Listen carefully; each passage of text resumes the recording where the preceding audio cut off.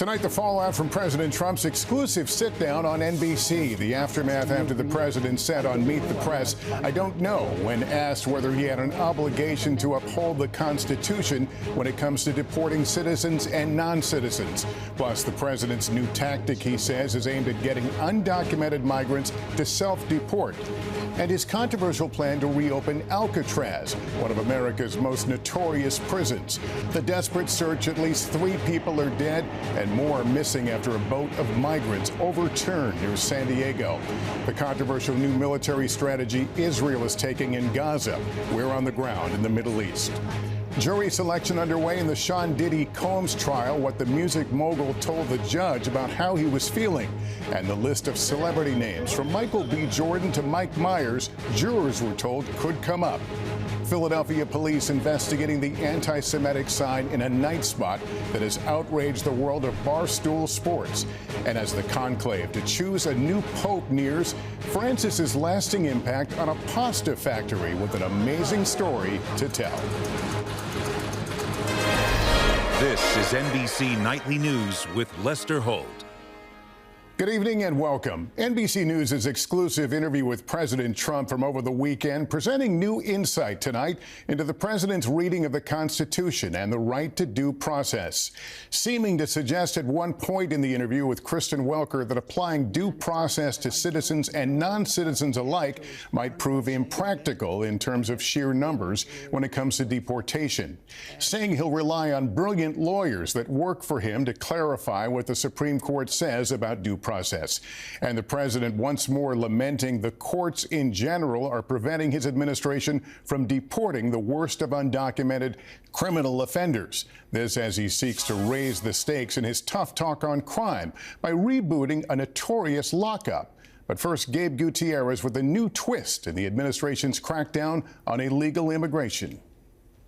Tonight, President Trump is ramping up his mass deportation effort. His administration now offering $1,000 stipends and travel assistance to undocumented immigrants who self-deport. We're going to pay each one a certain amount of money, and we're going to get them a beautiful flight back to where they came from. Cheaper, the Department of Homeland Security says, than the $17,000 it costs to detain and deport them. The president says if they leave voluntarily, they could potentially return legally. Maybe someday, with a little work, they can come back in if they're good people. The president also defending his crackdown on illegal immigration during an exclusive interview with NBC's Kristen Welker. While the vast majority of deported migrants have gone through the usual legal process, the president has used the Alien Enemies Act to deport a small number of alleged gang members. Critics say that has bypassed due process. Your Secretary of State says everyone who's here, citizens and non-citizens, deserve due process. Do you agree, Mr. President? I don't know. I'm not a lawyer. I don't know. Well, the Fifth Amendment says I don't know. It might say that, but if you're talking about that, then we'd have to have 1 million or 2 million or 3 million trials. We have thousands of people that are some murderers and some drug dealers and some of the worst people on earth. Some of the worst, most dangerous people on earth. And I was elected to get them the hell out of here, and the courts are holding me from doing it. But even given those numbers that you're talking about, don't you need to uphold the Constitution of the United States as president? I don't know. I have to respond by saying again, I have brilliant lawyers that work for me, and they are going to obviously follow what the Supreme Court said. What you said is not what I heard the Supreme Court said. They have a different interpretation. The president also saying he'd reopen and expand California's infamous Alcatraz prison to hold violent criminals. It was shut down in 1963. Experts tell NBC News it's 2 to 3 times more expensive to house prisoners there. Nobody's ever escaped from Alcatraz, and just represented something strong having to do with law and order. We need law and order in this country, and so we're going to look at it. Meanwhile, the Treasury Secretary is teasing new trade deals soon. Our goal with trade policy is to level the playing field for our great American workers. And following his tariff rollout, the president is blaming his predecessor on the economy 3 months into his term. I think the good parts are the Trump economy and the bad parts are the Biden economy, because he's done a terrible job. He did a terrible job on everything. And Gabe, you also have some breaking news in a case involving mifepristone, the abortion pill. Yes, Lester, in a new court filing, the Trump administration is taking a similar position to the Biden administration, urging a judge on procedural grounds to dismiss a lawsuit by 3 Republican-led states to limit access to mifepristone. While the filing doesn't discuss the merits of the case, it suggests the Justice Department is in no rush to drop the government's defense of the abortion pill. Lester? All right, Gabe, thank you. Now to tragedy off the coast of San Diego, where 3 people are dead after a suspected smuggling boat capsized. Authorities say at least 16 people were on board as the search for survivors continues. Liz Kreutz has more. Tonight, a desperate search underway after authorities say a boat suspected to be smuggling a group of migrants capsized off the coast of San Diego, killing at least 3 people. Possibly 5 to 8 patients, all appear to be CPR status. Can you upgrade this to a major medical? According to the Coast Guard, 4 others were taken to a local hospital, and multiple people are still believed to be missing, including 2 children. We have a possibility of numerous patients that are missing at this point in the water. The beat-up Panga boat was first spotted by construction workers just north of Torrey Pines State Beach at around 5:30 this morning. Several agencies responded with lifeguards on rescue boats and others walking the beach looking for any survivors. We don't know the ages, but it was a mix of men and women on that boat. Human smuggling off the Southern California coast has long been a dangerous and often deadly way for migrants to try to enter the U.S. Boats often launch from Mexico, sometimes charting hundreds of miles in the dead of night. Earlier this year in San Diego, drone video capturing a boat suspected of smuggling migrants crashing near shore, tossing passengers into the ocean. And in 2023, 8 people died when a boat believed to be carrying migrants also capsized. It's a tragedy of the highest order that people have to do that. And as for today's incident, authorities have not said the nationalities of those on the boat, how many people they believe are still missing, and where exactly they believe that boat was coming from. Lester. Liz Kreutz, thank you. The Army has paused helicopter training flights around the Pentagon as it reviews an incident from last week.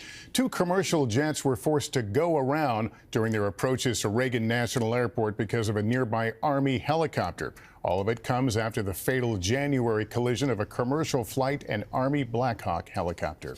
Now to that major shift by Israel in its war against Hamas in Gaza, saying it will restart its ground offensive and plans to hold on to the territory it sees.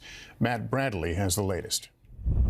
Tonight, Israel prepares for a massive escalation in Gaza and a new strategy approved by the Security Cabinet to take over land and hold it.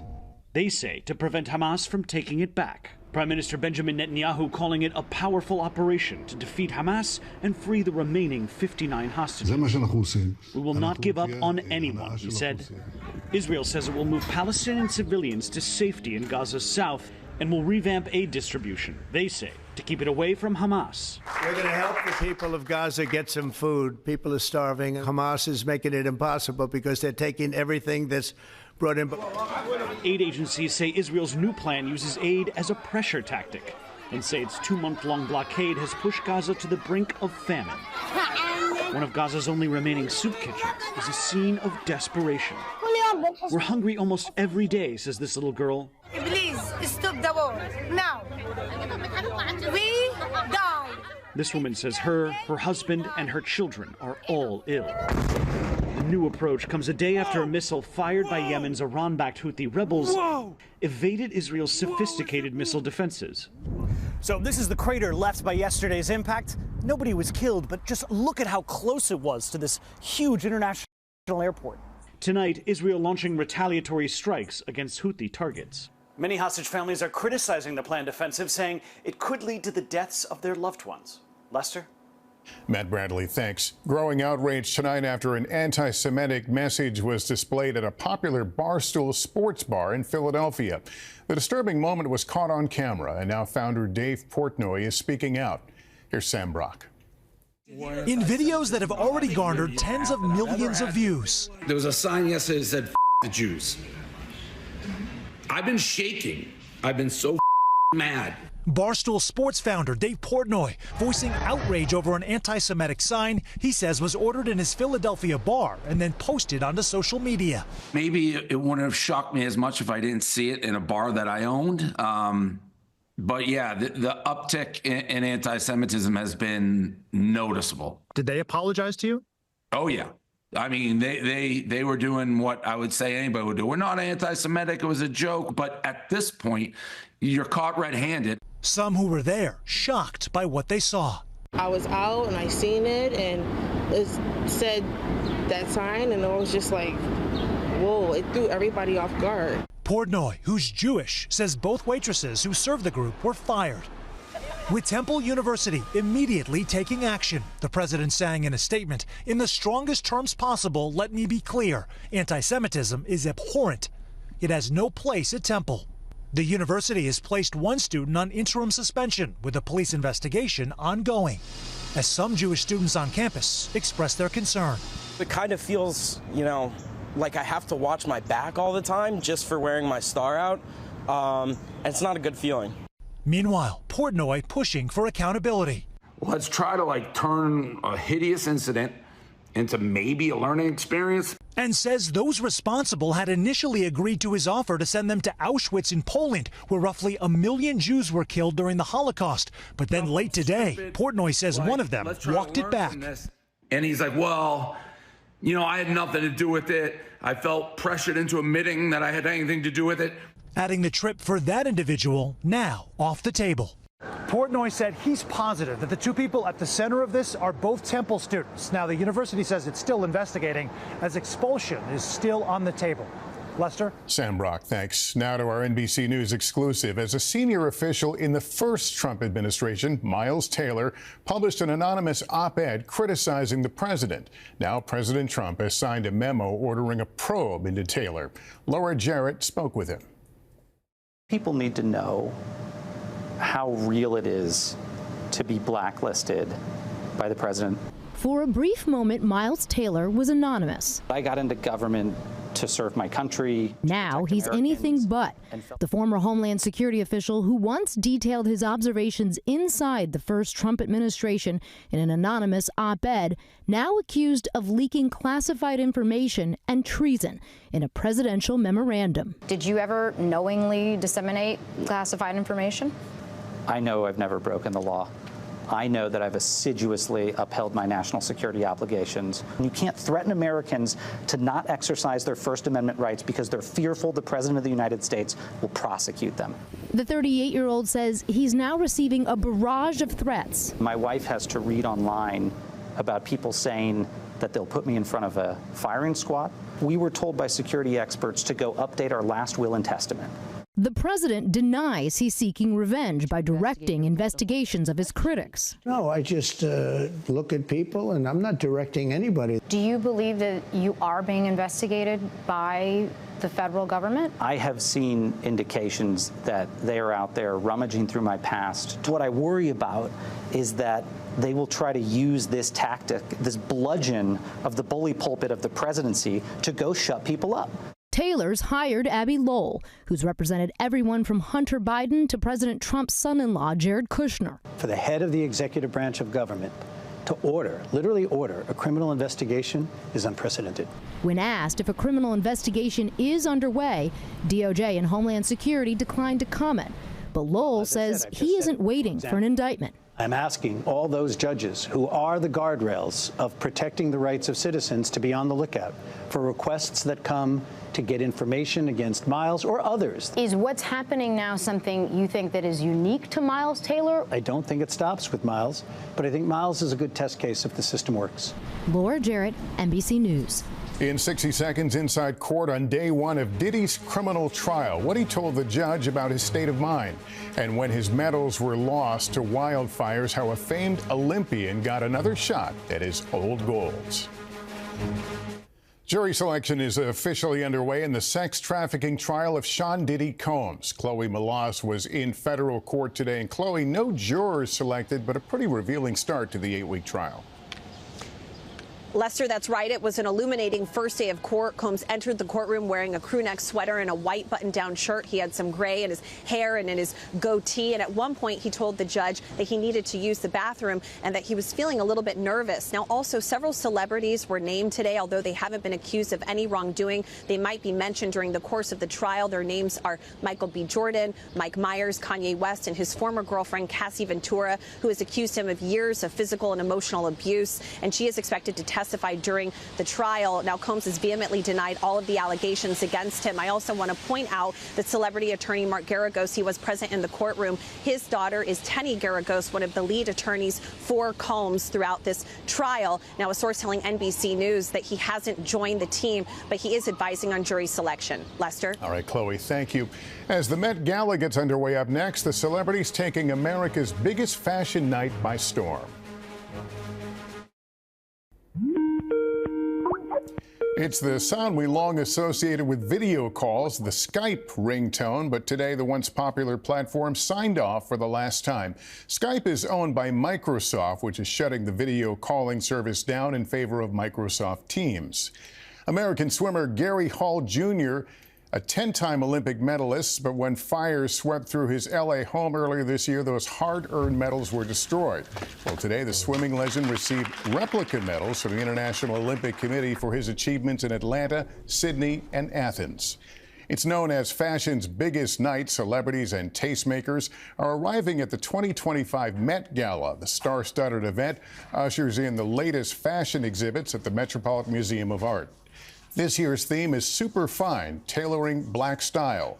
It's focused on the history and politics that have shaped black fashion and beyond. When we come back, ahead of the conclave, Pope Francis's lasting impact on the young inmates getting a fresh start through pasta. With the final preparations underway for the conclave to pick the next pope, there's good news tonight, a final act of charity by Pope Francis. Here's Ann Thompson.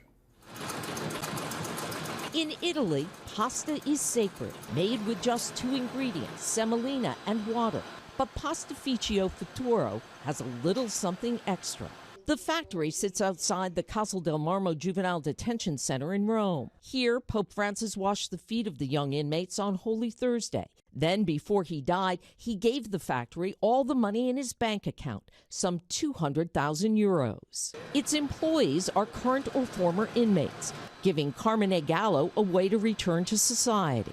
Pope Francis donated the money to pay for the mortgage here. What difference will that make in your future?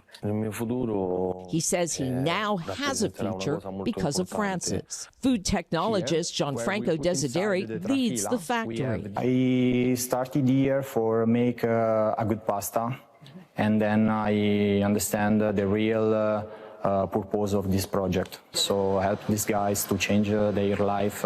You're trying to make good men. Yes, I'm trying. As word of Francis' donation spread, sales of the 10 different pastas got a papal spike. Each bag with the Pope's advice: don't let your hope be stolen. That special ingredient, a final gift from a man who practiced what he preached. Ann Thompson, NBC News, Rome.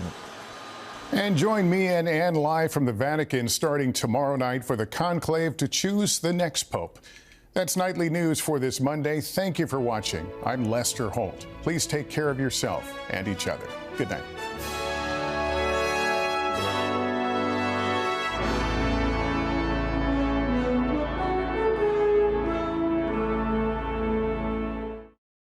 Thanks for watching. Stay updated about breaking news and top stories on the NBC News app or follow us on social media.